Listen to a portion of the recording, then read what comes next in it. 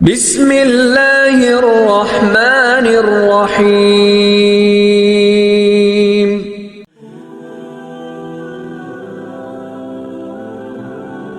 حضرت سیدنا علی المرتضی رضی اللہ تعالی عنہ سے مروی ہے، رسول کریم نے ارشاد فرمایا اذا کانت لیلۃ النصف من شعبان، حضور نے ارشاد فرمایا جب شعبان کے نصف کی رات آئے فقوموا لیلہا وصوموا نہارہا، تو راتوں کو قیام کرو اور اس کے دن کو روزہ رکھو۔ فإن اللہ تعالی ینزل فیہا لغروب الشمس الی سماء الدنیا، اللہ تعالیٰ جل شانہ نزول اجلال فرماتا ہے غروب شمس کے ساتھ ہی پہلے آسمان پر، فیقول، اور ارشاد فرماتا ہے کوئی ہے مجھ سے بخشش مانگنے والا میں اس کو بخش دوں، ہے کوئی مجھ سے رزق طلب کرنے والا میں اس کو رزق دوں، ہے کوئی مصیبت میں پھنسا ہوا میں اس کی مصیبت دور کر دوں، ہے کوئی اس مصیبت میں پھنسا ہوا، ہے کوئی اس ضرورت کا حامل، تو یہ اللہ تعالیٰ ارشاد فرماتا رہتا ہے یہاں تک کہ فجر طلوع ہو جاتی ہے، اور طلوع فجر تک اس رات کو اللہ کی رحمتیں آواز دیتی ہیں۔ آج کی بابرکت شب نور، شب برات کے نام سے معروف اور مشہور ہے۔ اس بابرکت شب کے دامن میں اتنی برکتیں اور اتنی رحمتیں ہیں کہ اللہ جل شانہ گناہگاروں کو جہنم کی آگ سے آزاد فرما دیتا ہے۔ ام المومنین سیدہ طیبہ طاہرہ سیدہ عائشہ صدیقہ رضی اللہ تعالی عنہا فرماتی ہیں ایک دن میں دیکھا کہ حضور میرے حجرہ میں نہیں ہیں، تو میں حضور کو تلاش کرنے نکلی۔ جنت البقیع میں آسمان کی طرف سر اٹھائے حضور اللہ سے التجائیں کر رہے تھے۔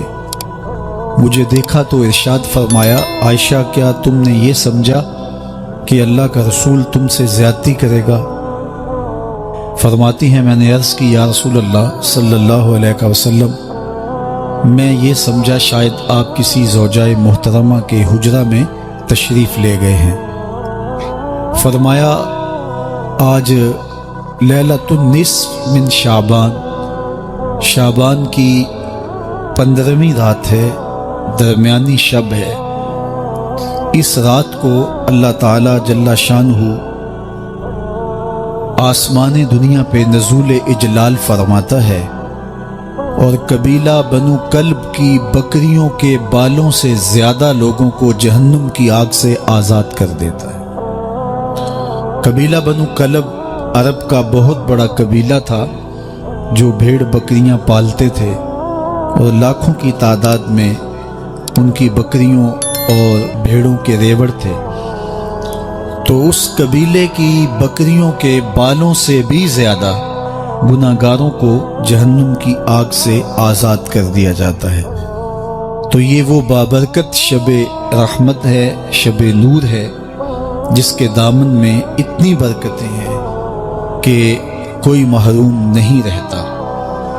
صرف وہ بد نصیب لوگ جو شرک میں مبتلا ہیں، جو سخت کینہ پرور ہیں، جو قطع رحمی کرتے ہیں، قاتل ہیں، عادی شرابی یا بدکار ہیں، انہیں اس مبارک رات میں محروم رکھا جاتا ہے، ورنہ اللہ کی رحمتوں کا عموم اس بابرکت راتوں میں اس قدر ہوتا ہے کہ کوئی گناہگار جو اس کے حضور ہاتھ دعا کے لیے اٹھاتا ہے اور اپنا دامن پھیلا کے اس کی رحمتیں مانگتا ہے، اسے محروم نہیں رکھا جاتا، بلکہ اللہ سب گناہگاروں کو جہنم کی آگ سے آزاد کر دیتا ہے۔ ایک روایت میں آتا ہے کہ اللہ لیلۃ النصف من شعبان، شعبان کی 15ویں رات کو آسمان دنیا پہ اپنی رحمتوں سے جلوہ گر ہوتا ہے اور فرماتا ہے کوئی رزق مانگنے والا میں اس کی جھولیاں بھر دوں، ہے کوئی مغفرت طلب کرنے والا میں اس کے گناہ معاف کر دوں، ہے کوئی مجھ سے عافیت مانگنے والا، میں اس کو عافیتوں سے نواز دوں، ہے کوئی فلاں چیز مانگنے والا، ہے کوئی فلاں چیز مانگنے والا، اس کی رحمتیں آواز دیتی ہیں، اور یہ آواز غروب آفتاب سے لے کر کے طلوع فجر تک مسلسل بندوں کو دی جاتی ہے، اور بندے اس کے حضور اگر دستے طلب دراز کریں، اپنی جھولی پھیلائیں، تو اللہ تعالیٰ ان کو ان کے مانگنے سے بھی زیادہ عطا فرماتا ہے۔ اس امت کو اللہ تعالیٰ نے اس طرح کی راتیں دے کر کے مغفرت، بخشش، غفران اور رحمتوں کی فراوانی نصیب کی ہے۔ میرے حضور نے ارشاد فرمایا، ایک شخص صبح سے لے کے ظہر تک مزدوری کرتا ہے، اس کو ایک قیراط ملتا ہے۔ ایک ظہر سے لے کر عصر تک مزدوری کرتا ہے، اس کا وقت تھوڑا ہے لیکن اس کو بھی ایک قیراط ملتا ہے۔ اور تیسرا شخص عصر سے لے کر مغرب تک مزدوری کرتا ہے، اس کو 2 قیراط ملتے ہیں، جبکہ اس کا وقت دونوں سے کم ہے۔ فرمایا پہلی مثال یہود کی ہے، دوسری مثال نصارہ کی ہے، اور تیسری مثال میری امت کی ہے کہ اس کو تھوڑے عمل پر زیادہ ثواب دیا جاتا ہے۔ تو یہود اور نصارہ نے اس پہ برا منایا، تو حضور علیہ السلام نے فرمایا کہ اللہ نے ان کے اجر میں تو کمی نہیں کی، لیکن مسلمانوں کو زیادہ اجر دے دیا، تو یہ اس کی کرم نوازی ہے۔ تو یہ تھوڑے وقت کی عبادتیں اور چند راتوں کی بیداری اور مخصوص اوقات میں اللہ کے حضور عبادت و ریاضت ایک گناہگار کو کہاں سے کہاں تک پہنچا دیتی ہے، اس کے گناہوں کی معافی کا ذریعہ بھی بنتی ہے اور درجات کی بلندی کا سبب بھی۔ دیکھیے لیلۃ القدر ایک رات 1000 مہینے کی عبادتوں سے بہتر قرار پاتی ہے۔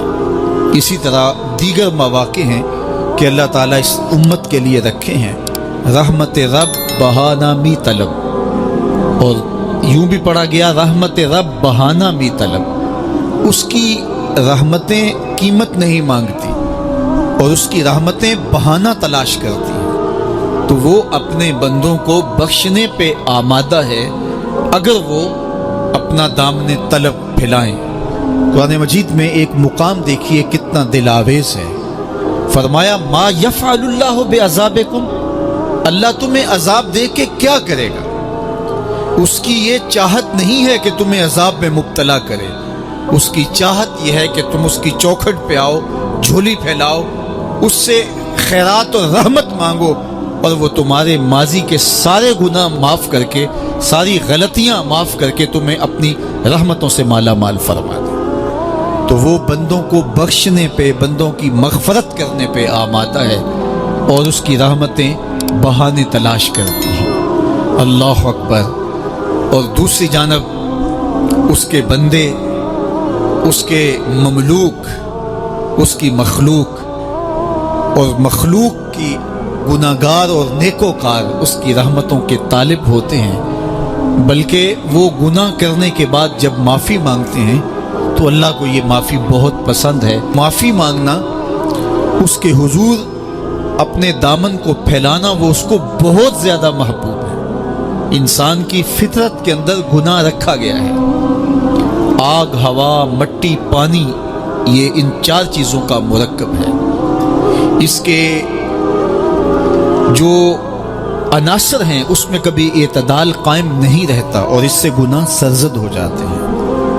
گناہ کرنے کے بعد بندے کا اس گناہ پہ اصرار کرنا، اڑ جانا، ضد کرنا، توبہ نہ کرنا اللہ کو یہ پسند نہیں، لیکن اگر اس سے گناہ سرزد ہو جائے تو پھر وہ توبہ کر لے تو اللہ کو یہ بہت زیادہ پسند ہے۔ جو اس سے ہو سکے نیکی وہ اللہ کے حضور پیش کرے، لیکن اس کے اندر جو شر رکھی گئی ہے، اس کے اندر جو قوتیں گناہ کی رکھی گئی ہے، اس سے اگر اس سے گناہ سرزد ہو جائے تو پھر وہ اللہ سے توبہ کرے، اللہ کی طرف رجوع کرے، تو اللہ اس کی توبہ کو نہ صرف قبول کرتا ہے بلکہ اس کے گناہوں کو معاف کرتا ہے اور گناہوں کو بدل کے نیکیوں میں تبدیل کر دیتا ہے۔ جب گناہ نیکیوں میں تبدیل ہو گئے تو جتنا بڑا گناہ گار تھا اتنا بڑا نیکوکار ہو گیا۔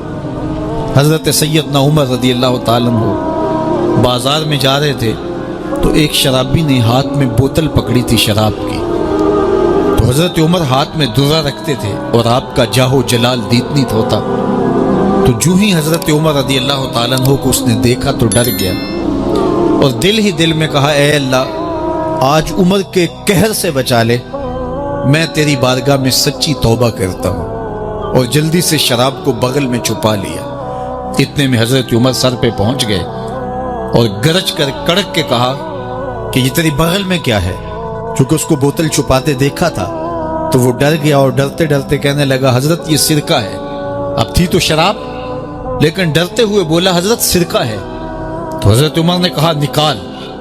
جب نکالا تو شراب نہیں تھی، واقعی سرکہ بن چکا تھا۔ تو جب اللہ کے حضور کوئی توبہ کرتا ہے اللہ اس کے گناہوں کو بدل کے نیکیوں میں تبدیل کر دیتا ہے۔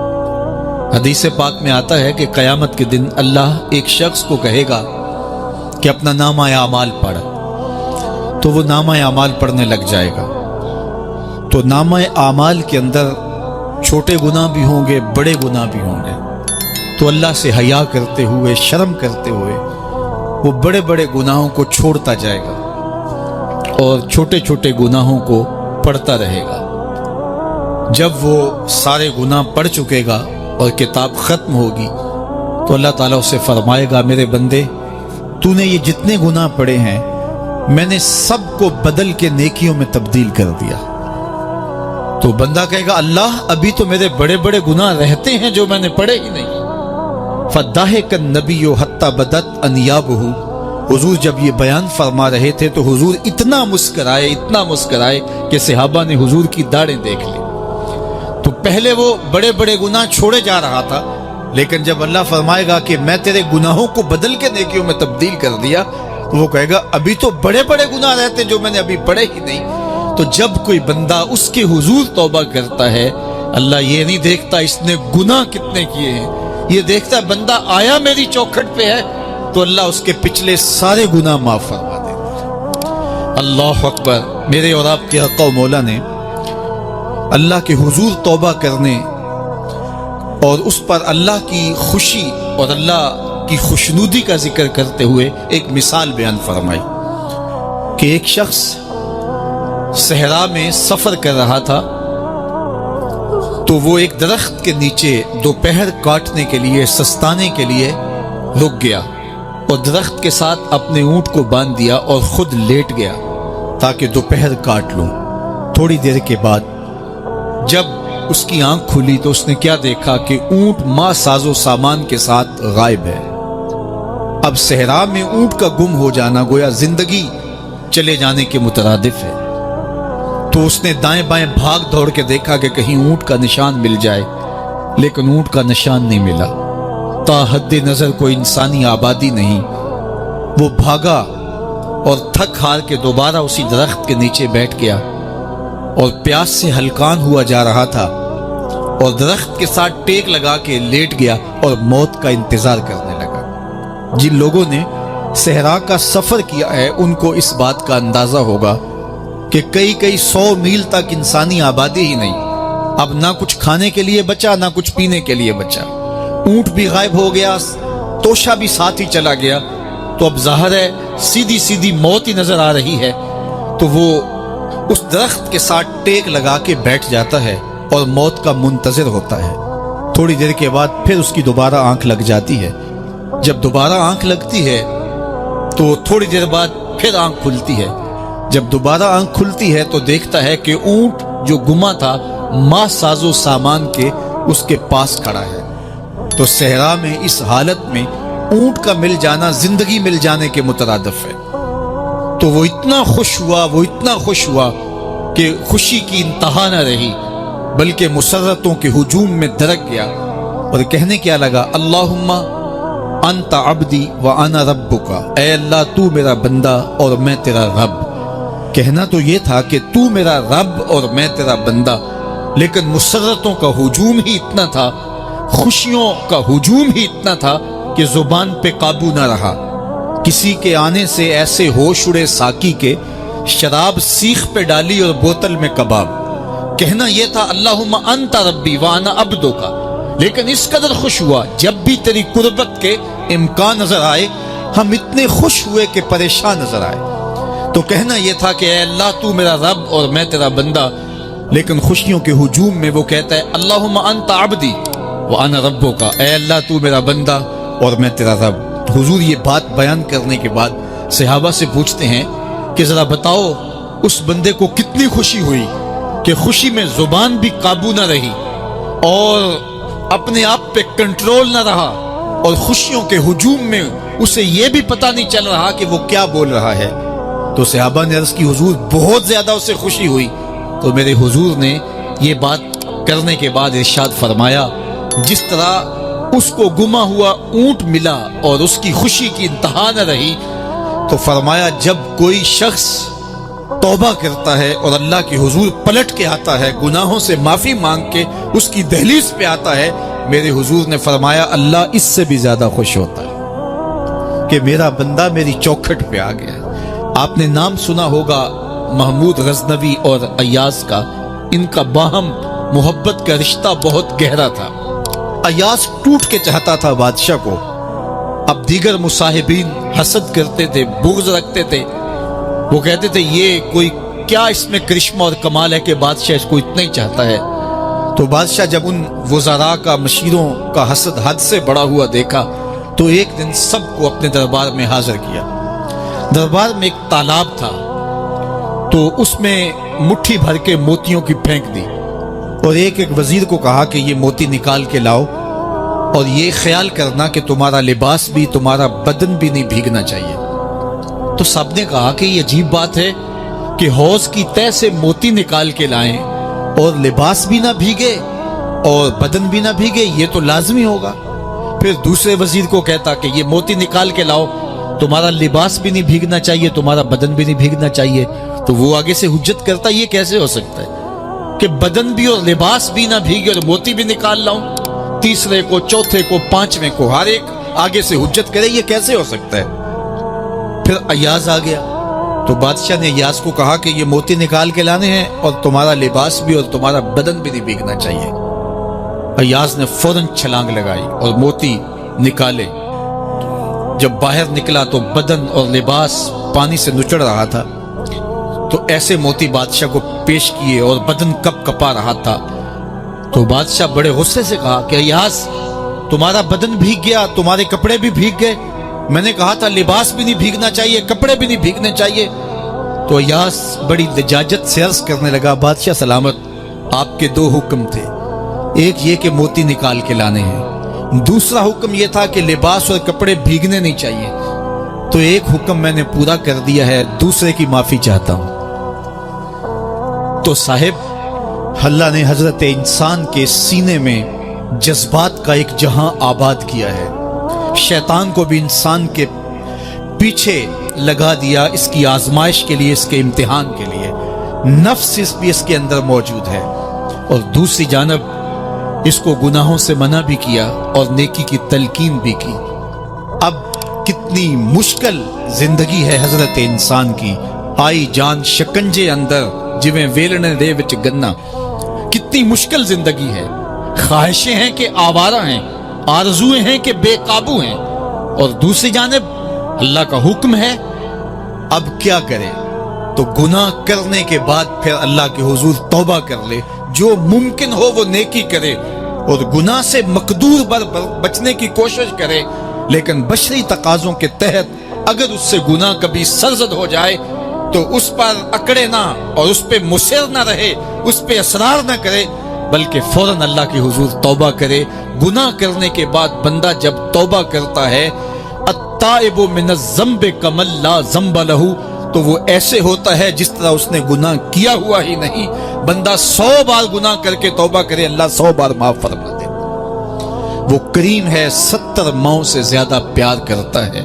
تو بندے اس کی دہلیز پہ جب توبہ کرتے ہیں، رجوع کرتے ہیں اور اس سے معافی مانگتے ہیں، تو وہ یہ نہیں دیکھتا کہ یہ گناہ گار کتنا بڑا ہے، وہ یہ دیکھتا ہے کہ یہ میری دہلیز پہ آیا ہے، اور اس کے ما قبل کے سارے گناہ معاف بھی کرتا ہے، بلکہ گناہوں کو بدل کے نیکیوں میں بھی تبدیل کر دیتا ہے۔ آئیے اب قرآن مجید میں ان لوگوں کی کہانی بھی پڑھیے جو اپنی زندگی کو اپنے مالک کے نام لگا چکے ہیں، اور ان سے اگر کوئی معاملہ سرزد ہو جاتا ہے تو وہ کس قدر اللہ سے ڈرتے ہیں۔ والذین یؤتون ما آتوا وقلوبہم وجلہ انہم الی ربہم راجعون، فرمایا کہ وہ لوگ جب ان سے کوئی خطا سرزد ہو جاتی ہے، کوئی گناہ ہو جاتا ہے، تو ان کے دل لرز جاتے ہیں، خوف خدا سے وہ کانپنے لگ جاتے ہیں۔ انہم الی ربہم راجعون، تو وہ اپنے رب کی طرف رجوع کرنے والے ہوتے ہیں۔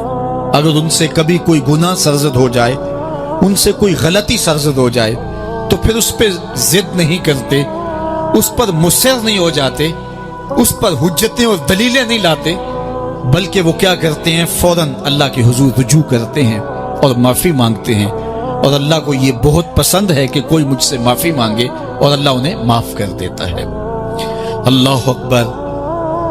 حضرت عبداللہ ابن مسعود رضی اللہ تعالیٰ عنہ فرماتے ہیں کہ مومن کی یہ شان ہے کہ جب وہ گناہ کر بیٹھے تو وہ یوں محسوس کرتا ہے جس طرح پہاڑ تلے آ گیا ہے۔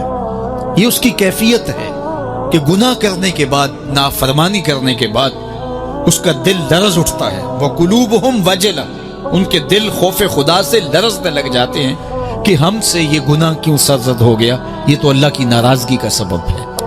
تو حضرت عبداللہ ابن مسعود فرماتے ہیں یوں محسوس کرتے ہیں جس طرح پہاڑ تلے آ گیا ہے، اور پہاڑ ابھی گر جائے گا اور انہیں کچل دے گا، تو وہ جلدی جلدی تلافی کرتے ہیں، توبہ کرتے ہیں، رجوع اللہ کرتے ہیں تاکہ ہمارا گناہ معاف ہو جائے۔ اور منافق کی مثال بھی بیان کی گئی، جب وہ گناہ کرتا ہے تو یوں محسوس کرتا ہے جیسے بدن پہ مکھی بیٹھی تھی، ہلکے اشارے سے اڑا دی۔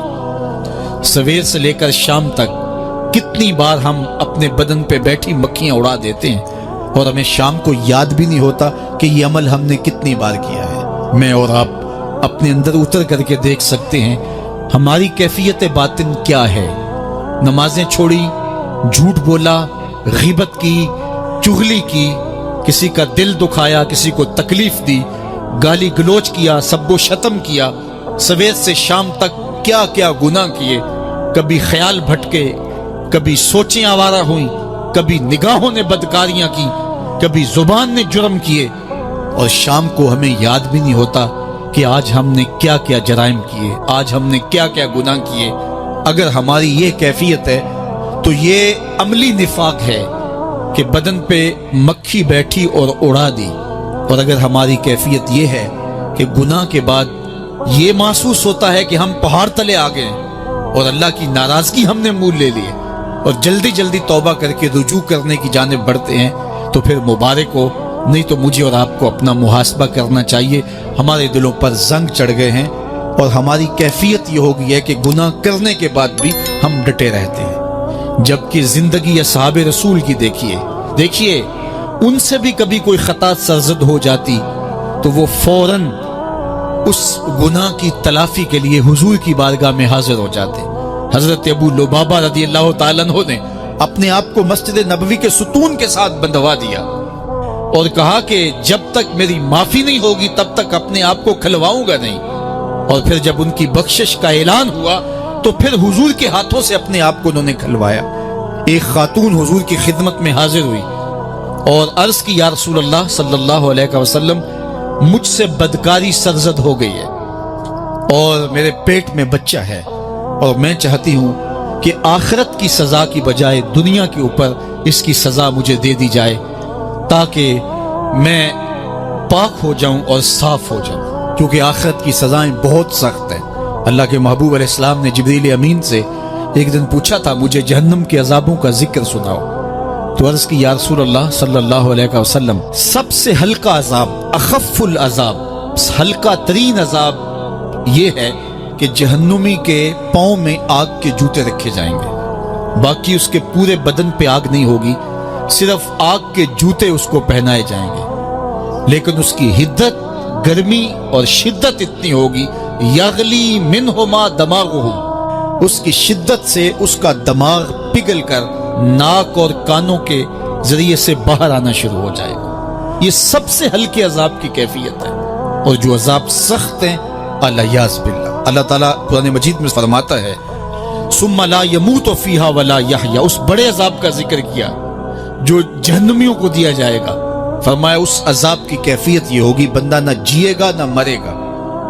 جیے گا اس لیے نہیں کہ آگے اور پیچھے دائیں اور بائیں آگ ہی آگ ہوگی، تو اس آگ میں جینا کو جینا تو نہیں ہوگا، اور مرے گا اس لیے نہیں کہ موت کو موت آ چکی ہوگی۔ جنت میں جنتیوں کو ایک ہی ڈر اور خدشہ ہوگا کہیں موت نہ آ جائے، اور جہنمیوں کو ایک ہی امید ہوگی کہیں موت آ جائے اور جان چھوٹ جائے۔